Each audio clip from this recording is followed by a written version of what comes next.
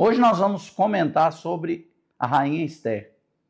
Estherzinha era gente boa, é uma história maravilhosa, vale a pena você pegar a Bíblia Sagrada e folhear todos os capítulos ali. É uma história formidável de superação, de vitória, de bênção, é claro, de ataque, de luta, de perseguição, mas também de uma vitória extraordinária o que Deus fez através da vida de Esther e de Mordecai, tá bom? Pessoal, nós vamos falar sobre Esther, uma mulher escolhida para um propósito específico. Ainda existe muito preconceito quanto às lideranças de mulheres em algumas igrejas e até às vezes em alguns certos nichos de mercado e assim sucessivamente. Mas é impressionante, lendo a Bíblia, a capacidade que Deus deu a essas mulheres desde o início. E quando eu falei de Ana esses dias, e hoje eu quero falar sobre Esther, e quando eu olho para Esther, eu vejo isso, sabe? Gente, Deus, ele trabalha, não importa o sexo, se é masculino, se é feminino. Deus, ele trabalha na necessidade do seu reino. Deus trabalha com ferramentas. Sempre digo isso, Deus trabalha com ferramentas. Então, Esther, ela foi uma grande ferramenta nas mãos do Senhor para realizar aquilo que Deus queria que fosse realizado. Os acontecimentos aqui aconteceram quando o povo de Israel era cativo na Babilônia. O local da história é Suzã, a cidade onde o rei da Pérsia e Média, o rei Assuero, vivia. Este rei, após mandar embora a sua primeira esposa, a rainha Vasti, ele estava buscando uma nova esposa para se tornar rainha. E aí nós sabemos que foi feita aquela seleção e a dona Esther assume a posição de rainha. E lendo toda essa história de Esther, ela não fala para ninguém que ela era judia, né? Ela não abre a sua nacionalidade para ninguém, e segundo o seu tio Mardoqueu havia pedido, e então ninguém, nem mesmo o rei, sabia de onde ela vinha. E quando a gente lê a história de Esther, são poucos capítulos, a gente vai perceber o quanto Deus é minucioso, detalhista, quando ele quer fazer algo através de alguém. Primeira coisa que nós aprendemos é que Deus tinha um propósito com Esther. Esther não se tornou rainha por se tornar. Deus tinha um propósito com ela no reinado. Deus tinha um propósito com ela ali ao lado do rei. E esse propósito era o quê? Era exatamente a vitória do povo judeu. Porque chegaria um momento em que Deus estaria com uma pessoa perto do trono para salvar o povo dele, o povo judeu. Aqui eu aprendo que os propósitos de Deus, eles são fantásticos. Nada destrói os propósitos de Deus. Nada para os propósitos de Deus na nossa vida. Quando ela está debaixo desse propósito, dentro desse propósito, e a Bíblia diz lá em Romanos capítulo 8, verso 28, que tudo concorre para o bem daqueles que amam a Deus. Não é para o bem de todos, mas para o bem do povo de Deus, daqueles que amam a Deus. Segundo lugar, Esther tinha uma referência em sua criação, que era exatamente o seu tio Mardoqueu, que acompanhou todo esse processo desde a infância. Ela perdeu seus pais e Mardoqueu a cria, e ela é levada nesse processo, mas Mardoqueu nunca abandonou Esther, ele sempre estava ali. Por quê? Porque essa referência de criação, ela é muito importante, gente. Nós precisamos entender e procurar entender para o que nós estamos criando os nossos filhos. Qual é a referência que os nossos filhos têm e qual é o acompanhamento que nós fazemos com eles a respeito daquilo que estamos em Deus projetando na vida deles, Ela era alguém que não negociava os seus valores. Mardoqueu era um cara íntegro. E foi esse cara que criou a Esther.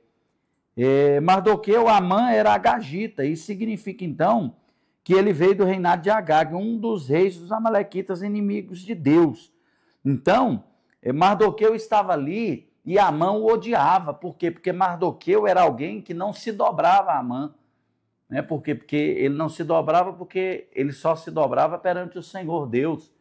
E ela foi criada exatamente por esse homem, por alguém de referência espiritual, referência como homem, como esposo, enfim, referência em tudo aquilo que ele faz, né?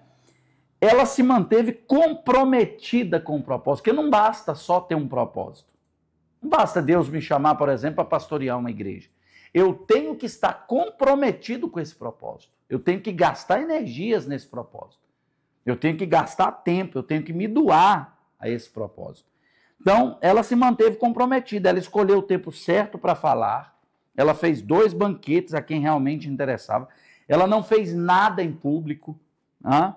Ela falou com coragem, se arriscou, está lá em Esther, capítulo 7, verso 3, e ela falou com sabedoria e usou a paciência.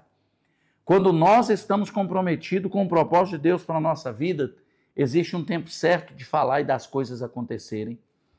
Existem momentos que nós vamos ter que ter coragem, nos arriscar debaixo do propósito, exatamente, vai ter momentos de risco e também precisamos usar muito, pedir muito a Deus sabedoria e paciência, porque nem tudo acontece na nossa hora e no nosso momento. Nós precisamos entender esse fruto do Espírito, que é paciência, tá? Deus não esqueceu dos seus feitos, capítulo 2, verso 21 e 23, e todo o capítulo de número 6. Naqueles dias, estando Mardoqueu sentado à porta do rei, dos eunucos do rei, dos guardas da porta, Bigtã e Teres, sobremodo, se indignaram e tramaram atentar contra o rei Assuero. Veio isso ao conhecimento de Mardoqueu, que revelou a rainha Esther, e Esther o disse ao rei em nome de Mardoqueu. Investigou-se o caso e era fato, e ambos foram pendurados numa forca. Isso foi escrito no livro das Crônicas. Isso foi um ato de Mordecai ou Mardoqueu, né? Você pode usar esses 2 nomes. Quando ele descobriu que uns homens queriam matar o rei, ele entregou e ele não foi recompensado por isso. No capítulo de número 6, Deus visita o rei, incomoda o rei para ler aquelas crônicas, e naquelas crônicas estava a história de Mordecai defendendo o rei e contando toda a trama. E aí nós temos a exaltação de Mardoqueu no capítulo 6,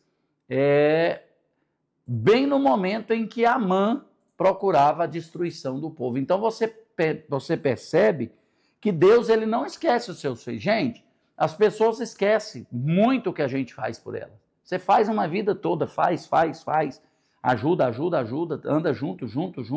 De repente você cometeu um erro, parece que aquilo ali tudo acabou. Não é isso, não é assim que funciona? As pessoas têm memória curta, né? Eu aprendi com meu sogro que uma das piores coisas que existe na nossa vida é a ingratidão, e realmente é verdade. E aí, você percebe que Deus ele não é ingrato.